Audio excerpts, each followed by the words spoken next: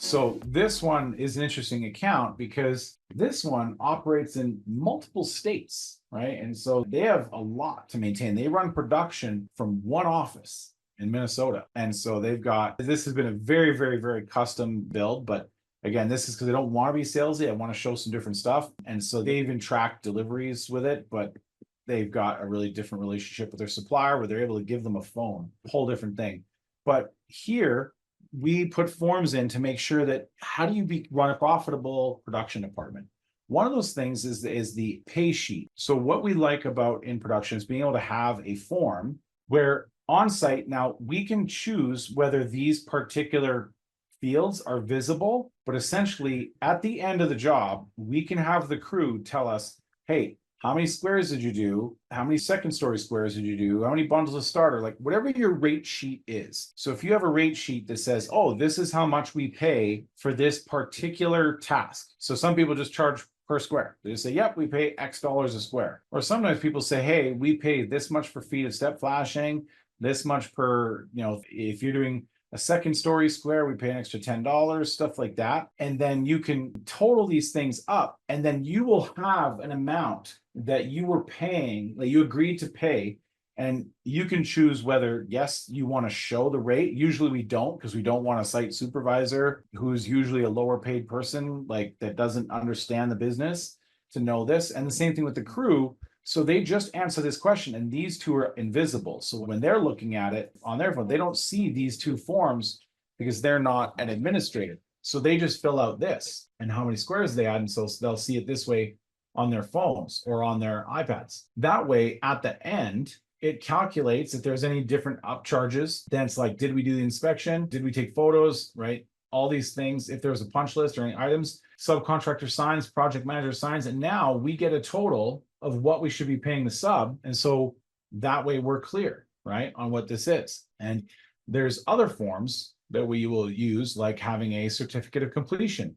You should get this signed every time you do a job. If you're trying to collect money, the gold standard is a signed contract, right? So like what we agreed to, an invoice with a date on it, and a certificate of completion signed by the customer. If you have this, you will always get paid. And so you should always have your certificate of completion getting signed. And then there's also the quality control checklists where you can make sure that when you're on a job, you're going through and checking to see, are the things that we wanted to get done on this job getting done? So there's all these ways to make sure that you create a process around your business, right? So like they have a different pay sheet for the window crew, right? Where there's a different bunch of questions and a different bunch of rates for the different things. So again, when they get to the bottom, right, and they're done, they have a grand total and everybody's understands. So forms are another hugely powerful piece of running a field management team to keep everything kind of set. But I see I'm starting to get some questions pouring in. I think forms, I've made my point. So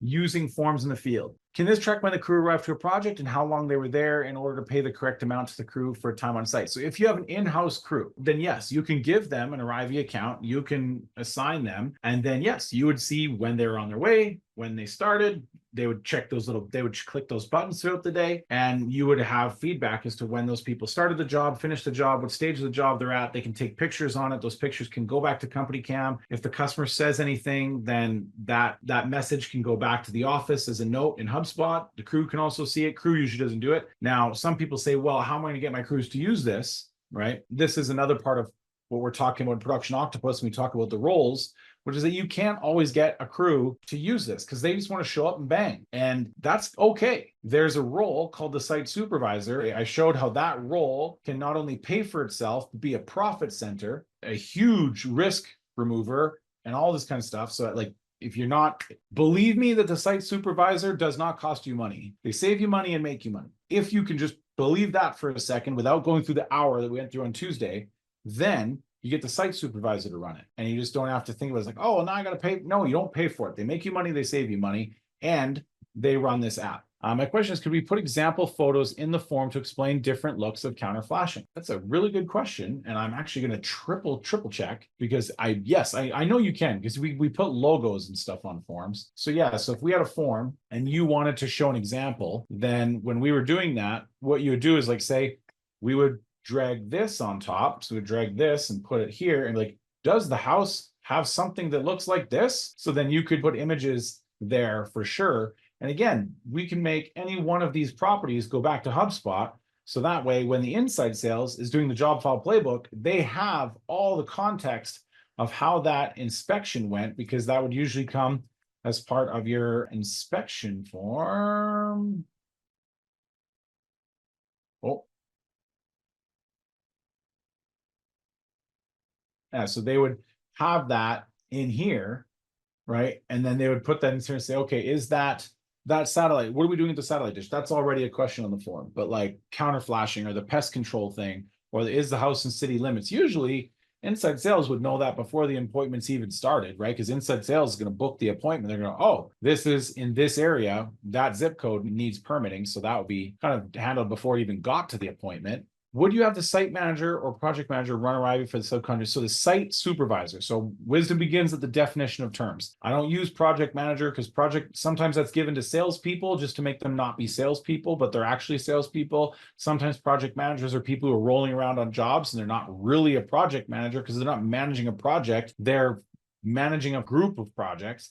So I call them field managers, and I call site supervisors because they're not really managers, right? Because then they think that they're managers, and they're not managers. You're not managing anybody, right? You're a site supervisor. You are supervising a site. So just so we keep the language consistent, not because you're wrong and I'm right, just this is how I define things so that I can always communicate the same. So a site supervisor would run the crew, or sorry, would run the app for the crew. And so again, I'm not trying to like be harsh. It's just, if I screw up the word, then someone comes to me 3 weeks later and says, oh, you said this. You know what I mean? So yeah, site supervisor runs Arrivy for the crew and communicates back to the office.